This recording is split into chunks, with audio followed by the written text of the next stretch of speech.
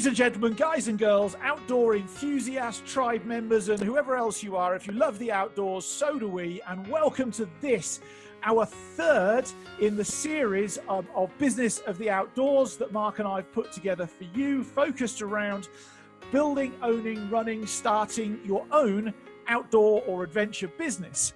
Today's session is entitled Turn Your Outdoor Passion into Profit, and that's exactly what we're going to be talking about. If we haven't met, my name's Rob Yates. I'm one of the co-founders of We Get Outdoors, and I am joined with my other co-founder, Mark Hopkins, today, and he'll introduce himself and say hi in a minute. If it's okay with you, we're not going to waffle anymore. We're not going to have any stories. We're just going to jump straight into building a business in the outdoors. So as I said, today is entitled Turn Your Outdoor Passion into Profit. But I want to say something before I go any further. What we're going to be talking about today has no connection at all to any form of get-rich-quick business.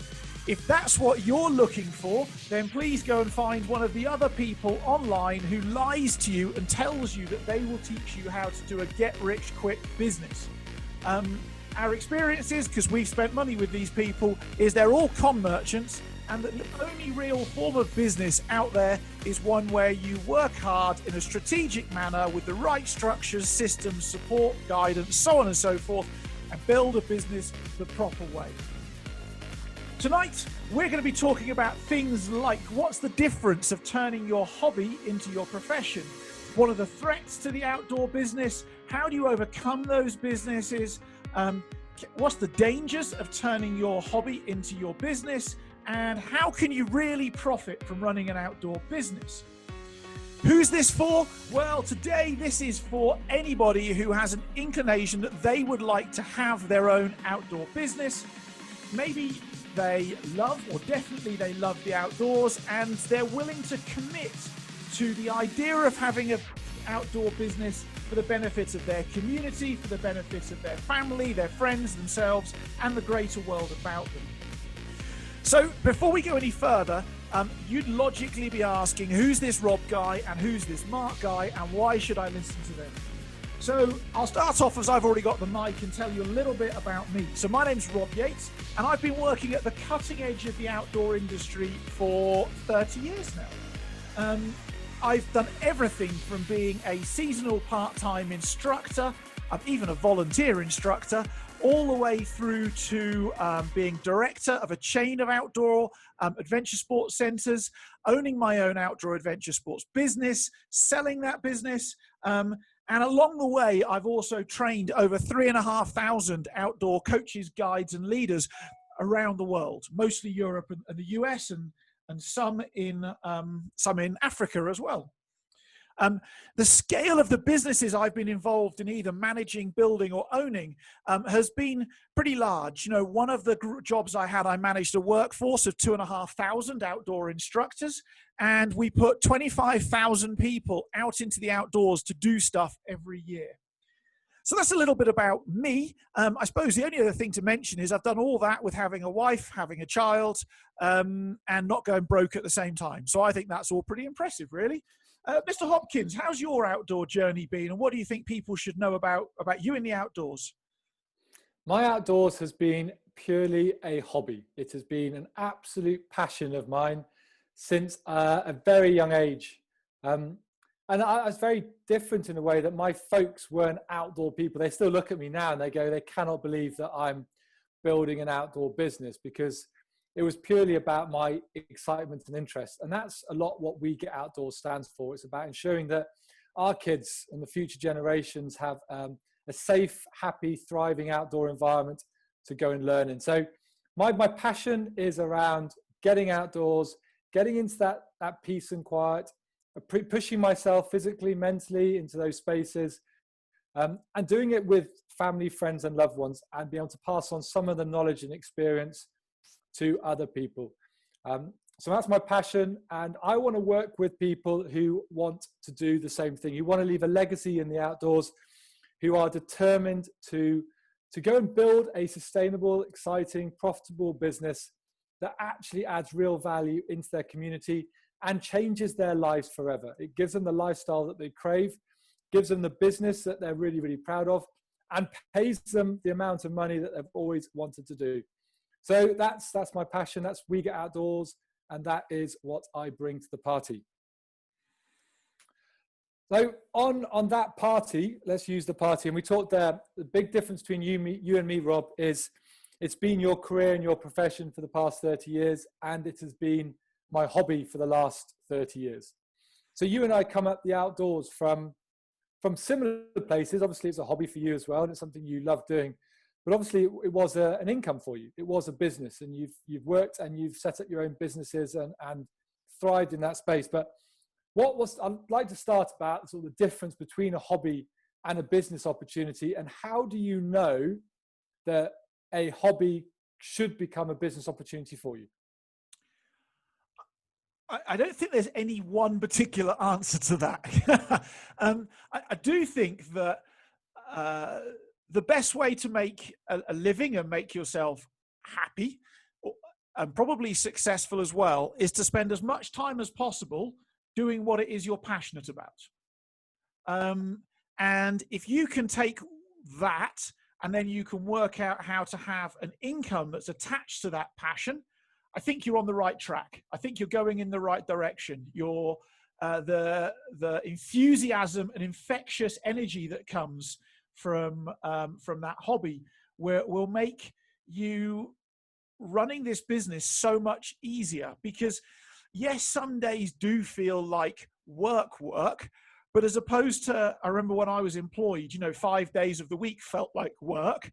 You end up with sort of 2 or 1 day of the week feeling like work, and the rest is actually engaging with people in the outdoors and getting them to appreciate the outdoors just like you do, sharing that love and that energy with them. I think that if you can't stop thinking about something, maybe you should stop thinking about other stuff and just focus on that one thing. And with a bit of creativity and some work ethic, that passion can turn into your livelihood quite easily. And with the right structure and the right support, I don't think that you will ever lose that passion for the outdoors. I think there is a risk of it, but I don't think that it has to be the reality. Yeah, and I think when I look back to our journey in We Get Outdoors, I remember the conversation that you and I had when we set up We Get Outdoors, and it was literally around 2 things. The first thing was, what are we both really, really passionate about? And the second thing is, who do we really, really enjoy hanging out with? And when we looked at those 2 components, it was like, well, we love the outdoors and we love hanging out with outdoor people. Therefore, that's the business opportunity for us. And that was the start. Do you remember that conversation? That was the start of the journey. Yeah, I remember it completely. And even just how many people could we gather together into one place to go and network with and find out new opportunities and find new people to do things. I have to be honest that most of my life has been spent working in the outdoors, but I have dabbled into other industries, financial services, tech, those sorts of industries as a coach. And I have to be really honest, is that the nicest people I ever get to associate myself with in the world are outdoor people. They are kayakers, climbers, canoeists, hikers, bushcraft enthusiasts. I don't think it really matters. They are some of the nicest people I've ever had the opportunity to spend time with. And what a great thing to say, I earn my living by hanging out with the nicest people on planet Earth. How many people get to say that? So many of my clients in the business coaching side of my life, they're like, oh, work again, that asshole again. I'm like, why are you doing something that you beat yourself up with 5 days a week? And then you're so exhausted at the weekends that you don't have the energy to do what you really want to do. Like, why do that when you could do something that was, that fills you full of joy? And it's interesting, Mark, it's about having the right model. I tried leaving the outdoors a few years ago, and and just focusing on the sort of business coaching side of things. And I was at a party in Seattle at a very good friend of mine's house, John. John, if you're watching this, you're amazing. And at John's house as well was another person at the party, and there was a guy called Rick Wong, and Rick used to have a very fancy job in Microsoft. And Rick showed me fire lighting to a bunch of guys using a flint and steel and whatever else. And he went, Rob, you're really good at what you do, but why don't you do this outdoor thing as your profession? And I'm like, Rick, I've done it for 20 years, like blah, blah, this, blah, blah, that. I don't really want to do it. But Rob, it just oozes from you. It's what you should do. And I kind of dismissed him because at that point in time, I couldn't find the model we have now to go and work in. I was envisaging myself in the sort of traditional outdoor industry business model, as opposed to something else or something like we've got now. And so I kind of dismissed it because, like, people in the outdoors never make enough money. And here we are now, 6-7 years later, and I now know that people who follow the traditional route in running an outdoor business will always work every evening, every weekend, and never make enough money. And they'll not have work for 4 months of the year, because that's pretty much guaranteed as well. And I look at what we're doing now, where we're working all year round in the outdoors, and I'm not working evenings, I'm not working weekends. What's there not to love? Yeah. So once you say that, it's amazing once you say it out loud. And I think let's just go back to the time when you set your business up then, and just that model, those stage, and I'd like to do a comparison between then and now, if you don't mind. Like the threats that you were thinking about setting up Elements, what were the threats to the success of the model or the success of your business? And let's fast forward to people now who are listening to this going, I want to take the leap. I want to set an outdoor business up, but I'm not quite sure what the threats are. Obviously, you've got coronavirus and COVID and all that kind of stuff. But what the lessons that you learned from setting up Elements and the threats that you were facing with then to what they are now, and how they're different, how they changed? So this is a little bit trite, but it's true nevertheless. Like when I set up Elements, you don't know what you don't know. And ignorance is bliss. If you don't know what to be scared of, then you're not scared of it until it's too late to be scared of it because it's thumped you. Do you know what I mean? And for me, that was the first thing in setting up Elements, is that I copied what everybody else did without realizing the pros and cons for what everybody else did, if that makes any real sense. And I put myself unwittingly in the position of me being the sole bread or the sole earner, or the biggest earner, I suppose, most qualifications, most experienced, so on and so forth. And the threat really at that point in time was if I hurt myself, which I did on a few occasions, if I hurt myself and could no longer sit in a kayak, for instance, well, I couldn't coach that day, and therefore I couldn't earn any money. And that's a very, very real threat. I also think that most outdoor business owners don't really have any business knowledge. So they sell a service, but they don't solve a problem. And I think that for me as well, because the big threat then was, can I find enough people to come on this coach education course or training program, 5 days in length? Where that was the threat. Whereabouts am I going to find those people from? What if somebody else in the industry undercuts me? So on and so forth. And yet again, I wasn't solving any form of problem for people. And those were threats. And what I've found, I suppose, is that you have less threats when you solve a problem for people. And the problem you solve to start with isn't necessarily an introduction to kayaking course, or how to be a rock climbing coach, or a weekend bushcraft fire lighting program. None of those are problems. And so I think that the biggest threat to me when I set up was a lack of knowledge, a lack of support, a lack of a lack of an educated plan. I had a traditional plan, but I don't think it was innovative enough. And maybe ultimately, I set up in those first 2 years, I ended up those 4 months where there's no work in the middle of winter for that sort of traditional business. I ended up laboring on building sites, like digging holes, mixing cement, carrying bricks. And I did that to earn £100 a day from 8 a.m. to 5:30 p.m., went home, showered, and then sat in front of the laptop till midnight, still trying to do emails, invoicing, whatever else. And then I worked all weekend in the outdoor business. And that was a threat as well. So I think there's huge opportunities. I think the problem is that not very many people out there are truly realizing what the opportunity in the outdoors is, because almost nobody else is doing it. Yeah, I think that's what you've articulated there. It's a threat to those individuals who have a passion in something and want to turn it into profit. So the biggest threat is what you've articulated, and we see this in all our aspects of our businesses that we're involved in, is not having a sound framework or a sound system that's going to make your business profitable. You come in with all the passion and everything like that, and passion will get you so far, but you do need guidance. You do need systems in place to actually build a business.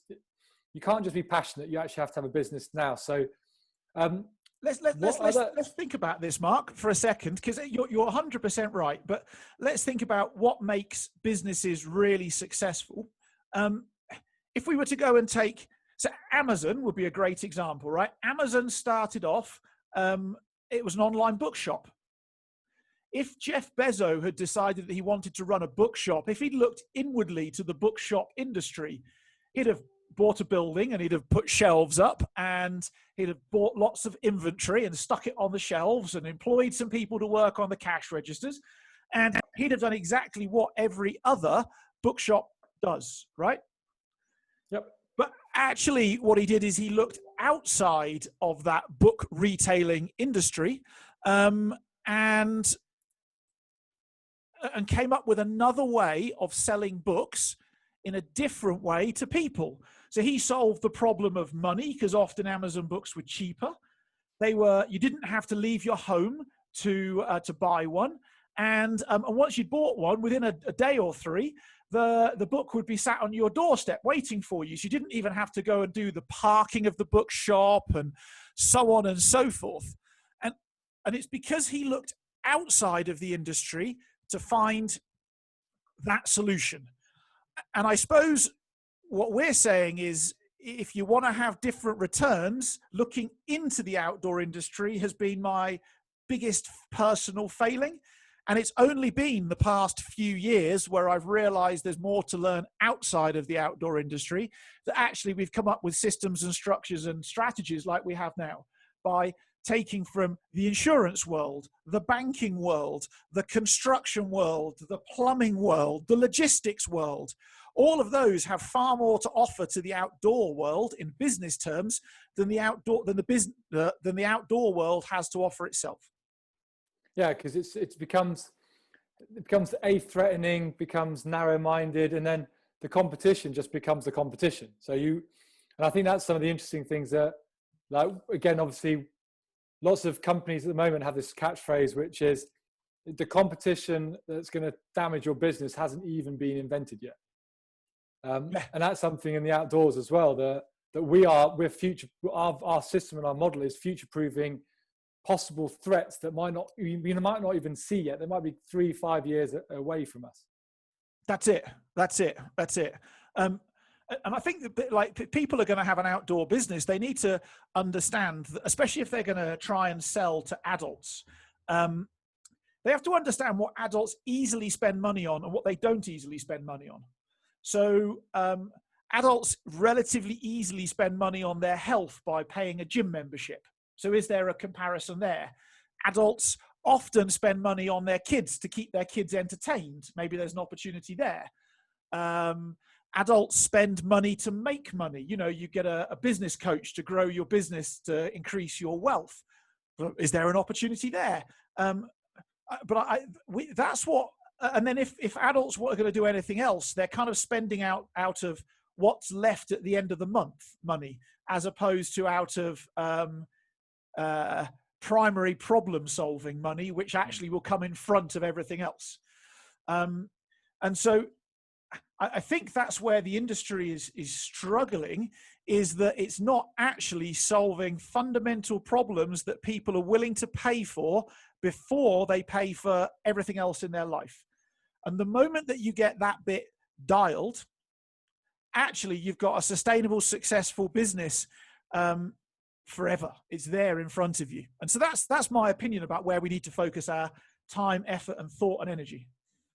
Yeah, I think you brought up some really interesting points, because again, you made this comment around elements with your packages, and one of your fears was being undercut. And if you've looked at a concept called Blue Ocean Strategy, then a lot of the world revolves around price. And the problem we have with price is there's only one way you can do, is you can go down, you can cut your price, which unfortunately cuts your profit.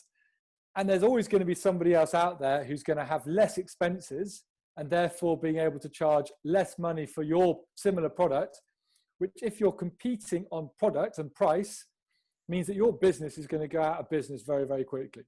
And the trick in the outdoors is to solve a problem, like you said, at a price point that is attractive to people, and deliver it in a way like we've talked about on previous webinars. I remember you sold the story about turning up at one of your activities with kids, and it was -2 degrees, wet, miserable, horrible. And your differentiator was getting out there and making the kids not even realize that it was cold and wet, because they had so much fun. I think that's another thing about overcoming threats. It's when you've really got to look at what is your differentiator in the market that's very, very hard for other people to replicate. Everyone can replicate a similar product and they just charge $50 less. Guess what? You've lost all the clients. But what is it? One of the greatest ways to overcome business threat is to have a differentiator that's really, really, really hard to replicate. And there's plenty of those things out there that do make it very hard to replicate. And relationships is one thing. If you've got an amazing, incredible relationship with a business that puts more into your world than it takes out, it's very, very hard to leave that service provider, that business. I think I mentioned, Mark, the other week about my financial advisor and why I won't leave him. He gave me the first 6 customers in my first business by introducing me to people in his network. He's offered me an immeasurable amount of value into my world. I won't leave him because of that loyalty, because of what he did for me at that time. You know, your first 6 big customers when you're a small business, that's gold. That's literally gold to you. But yet again, you see, he understood my world and solved the real problem, and bought loyalty off the back of it. I wonder what real problems traditional outdoor businesses solve beyond the thrills, spills, and a fun day out. And a problem is not being a problem could be being a better rock climber. However, because it's not a painful problem, it's a desire-based problem. It takes second seat in terms of people spending money, because what people generally do is they generally pay to solve their painful problems first, and then they do their desire-based problems second, and so therefore they're spending whatever money's left. And I think that's, once you wrap your head around that, I think that makes your world much easier. Yeah, I think, again, so there's people listening here going, jeepers, I'm glad I got this advice, because I was potentially looking at turning a hobby of mine into income. And I'm pretty sure if you look at most businesses that fail, most businesses that fail do exactly what we've just articulated, which is they have a passion, they come up with an idea, they don't really understand the problem that they're solving, they pump loads of money into the startup costs, they're saddled with a massive amount of debt before they've even signed up one customer, and then worry when those customers don't start coming through and after 12 months, they've run out of cash flow and their business closed. And I think that's probably the biggest danger for anybody who is looking to turn a hobby into an income. And again, there are hundreds of TV shows like Gordon Ramsay's 24 Hours from Hell. Prime example of those chefs who have a passion for cooking, who then bought a restaurant, spent all that money on decking the restaurant out, but had no business nous on how to actually turn a passion into profit. That's it. That's it. That's it. And, you know, anybody and everybody can have the best products, the best service offering, the best pricing, the best business model. However, the hardest thing in business is not any of those things. The hardest thing in business is finding yourself a consistent flow of customers who are willing to pay the price you want to charge without hesitating about it. And so what most people do, and what I did as well, was I focused on amazing products, amazing services, etc., etc. I had sign written stuff, I had branded clothing, I had all this equipment, and no customers. And that took 2 or 3 years to start to turn that around. And even then, if I was to go back now, like I was quite successful in what I did.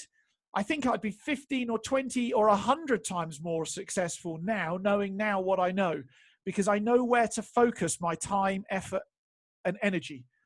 I equally should have gone to somebody like that guy, Rick, who I mentioned. And while Rick knows nothing about the outdoors, he was a very high flyer in Microsoft, and should have gone to somebody like Rick and go, Rick, can I speak to you for 2 hours a month about the business and what I should be doing with it, to get that outsider's perspective? Because you get so trapped in your passion, it blinkers you from your profit. And so going it alone, that's a crazy idea. So you've just dropped 2 massive secrets probably into how to make money in the outdoors. So how to really turn a passion into profit. You've talked around solving a problem where people are willing to pay on a regular basis for something that removes a pain, or if it's not a pain, it's a pleasure item that's number 1 on the list. That's the second thing that you've articulated, a secret you've told is to have somebody who's probably who's been there either directly in that industry or in business to give you that guidance and that insight about what to do. So I think those are 2 massive secrets that people can take away to think about. But just any other secrets that you can think about of what people could be thinking about to make a profit from an outdoor business? So, like where people go, money comes. Like, I don't know that thing. Like, I suppose what I mean is, don't. When I say don't focus on the money, I mean have a product or service that you can sell at a profit. Like, that's step number 1. Let's have something. But equally, ensure that this thing you want to sell, that people in volume actually want to buy. You know, you need a sales funnel where we flood the top of the funnel with hundreds, if not thousands, of people who pay us ideally on a monthly basis for a product or service. That's perfect. And that then filters down through that funnel to more expensive products and services. So you get, let's say, maybe you have 1,000 people in the top layer, maybe you have 100 in the layer beneath that, and maybe you have 50 in the layer beneath that, and maybe 10 in the layer beneath that. I think what a lot of people do is they put their funnel upside down. And so they try and start off by selling, I don't know, expeditions and guided experiences. And then they try and reverse engineer where to find the customers from. Our approach is very much, let's find all the customers, let's get them engaged, let's get them busy, and then let's ask them what they want next, and then we'll build it and sell it to them, because they'll tell us what it is they want next. Do they want to go on expeditions? Cool. But is that a 1 day, 2 day, 5 day, or 5 week, or 5 month long expedition? Where to? What sort of expedition do they want? Do they want like a glamping 5-star going down the Grand Canyon, you can still have like ice cream 14 days into the Grand Canyon, 12 days in, because they put ice cream in big cool boxes surrounded by dry ice. You can have cold beer for days going down the Grand Canyon, but is that going to cost you? Yeah, exactly. It'll cost you. And is that the glamping expedition that you want? Or do you want something that's more hardcore, rustic, rural, like everybody's a team player and it's real, I suppose? Like, what is it that you want? But what is it that they want? And they'll tell you. But otherwise, and that for me is like playing golf. Yeah. Like we get the customer, and the customer says, I want my golf course like this. I want to have these sorts of holes, these sorts of grass, this sorts of water hazards. I want it to challenge me in this way. Cool. So then we know whether we're on a pitch and putt or a fancy like Augusta Masters golf course. We know what sort of golf course to put in front of them. But as opposed to that, what most people do is they actually set themselves up with a driving range. And they have no idea who's really going to buy that product, who can afford it, and even do they even want it. And I think that's how we flip the whole thing upside down. So you've just let everybody know the secret of We Get Outdoors success. And I think there's probably a lot of people there who are doing the Bart Simpson dope at the moment, where they've gone down a route where they're probably looking at, because obviously there's two components to profit. There is how much revenue you're making and how much expenses you have in the business.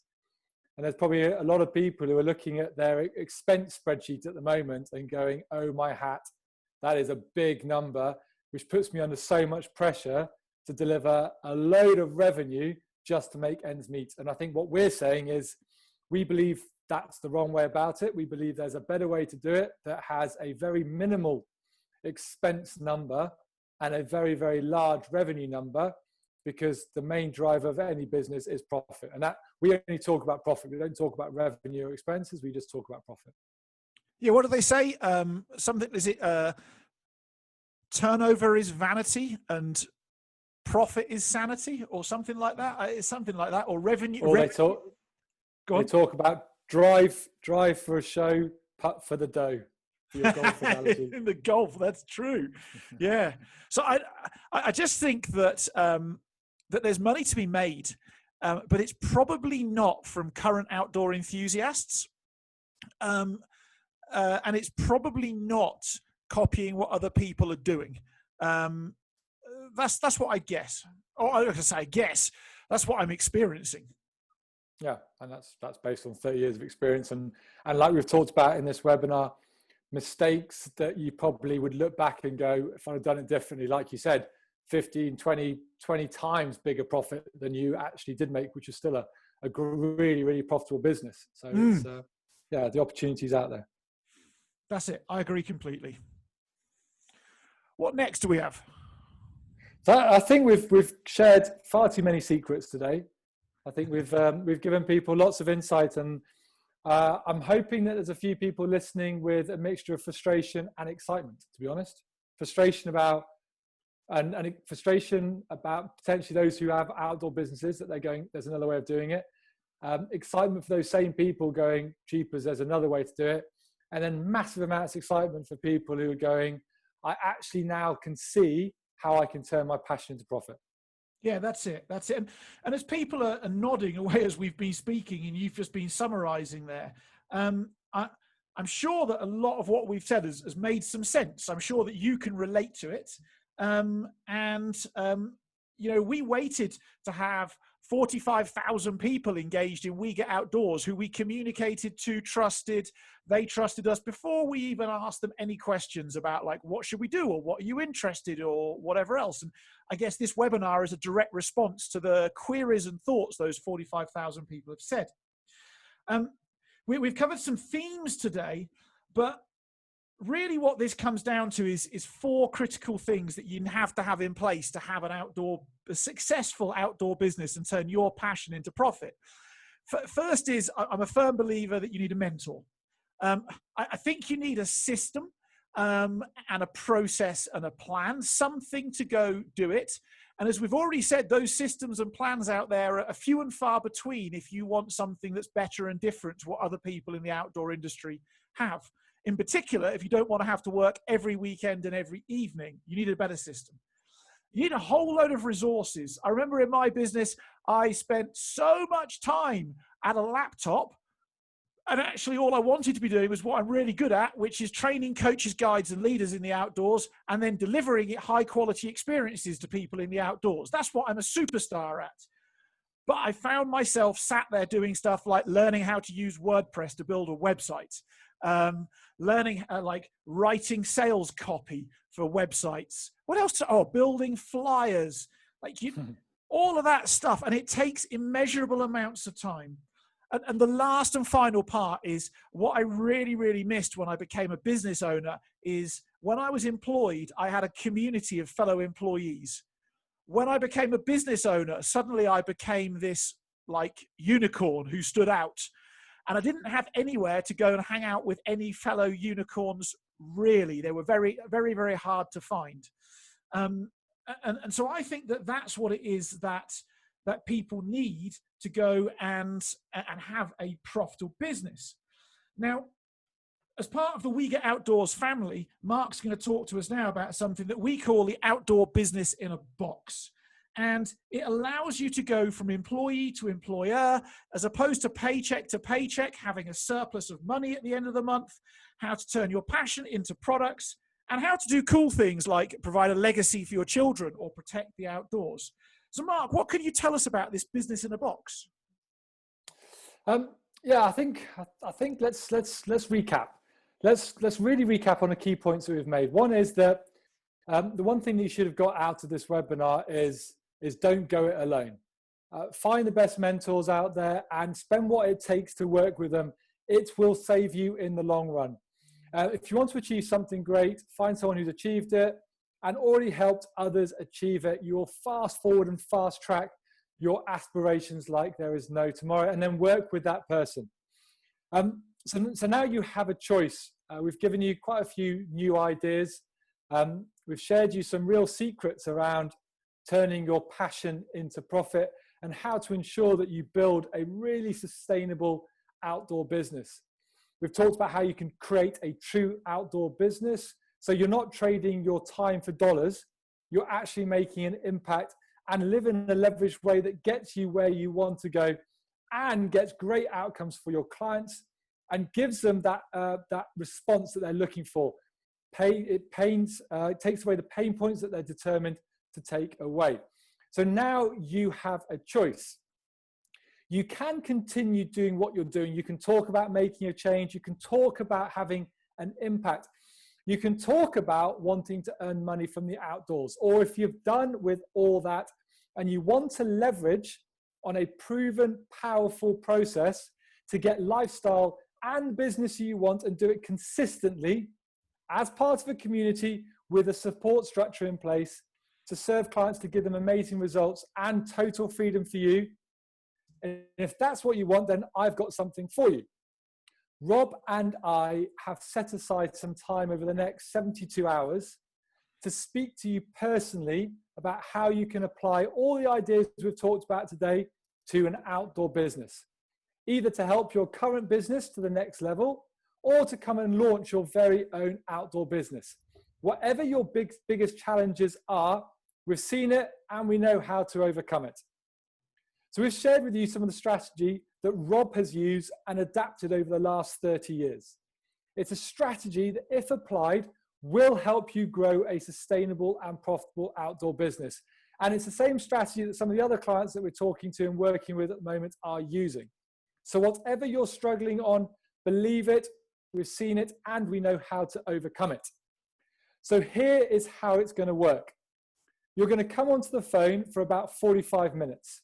And on that session, we'll work with you to craft a step-by-step game plan to help you in either starting an outdoor business or taking your business to the next level. We want to help you hit your income goals for the year. So on this presentation, we've been able to give you some new ideas and we've been able to lay out the broad strokes but every person and every business is different and wants different things. So we want to help you get clarity over what it is that you need to do to achieve your goals. We want to take you through the We Get Outdoors business in a box, which gives you the tools, templates, plans, systems, everything you need to achieve your goals. So that's what we're going to do on the call. Now, the cost. The cost is absolutely free. There is no charge whatsoever. But here's the catch. Now, this isn't for everybody. So who is this for? Well, this is for somebody who has a passion for the outdoors. You must be excited by the thought of impacting other people. You must have a desire to pass on skills to others. You must be willing to work on your business to make it grow. If you want a get-rich-quick scheme or want other people to do all the hard work for you, if you don't like people or the outdoors, then this is probably not for you. This is for people who want to make a difference in their lives and those around them. If you're not these things, then this isn't for you. Don't waste your time. Don't waste our time. Do not book a call. You must be able to hold yourself to the highest standard of integrity, where turning your passion into profits and building a business in the outdoors is your number one priority. And if that's you, then book a session right now. But you're probably asking now, why are Rob and I doing this? Well, we're doing this because we love giving back. First and foremost, we love helping people, really good people. Like Rob said, the outdoor people are the nicest, coolest people around. So we want to help you achieve your goals. We are doing this that after we've given you that information, we might be able to help transform your life. Your life might be fundamentally different after this call, because that's what we do all day, every day. And if that's true, when we can discuss how we support you, and we can see if there is a good fit between We Get Outdoors and what you want to do. And if it's not, then that's fine as well. Either way, just doing the call with us is going to give you more clarity and more insight into your future that you've probably had in a long, long time. So how do you speak to Rob or I? Well, it's really simple. You click on the link in the comment section and then you follow the instructions. When you go to that link, you're going to see our calendar and all the available appointments that we have for the next few days. So just choose whatever appointment time works for you and fill in your name, email address, and we'll get in touch with you. And then we're going to call you at that time that you choose. We guarantee it'll be one of the best experiences that you've ever had. People get so much clarity on these calls. It's going to blow your mind how much insight you get, and also the clarity about what your exact next step should be going forward. So click on the link and book your call to speak to us. You've got to do it pretty soon because spaces are limited and there's quite a lot of people listening. Like Rob says, 45,000 people in the Facebook page listening to this and on YouTube. So definitely go now so you can book the slot that you want.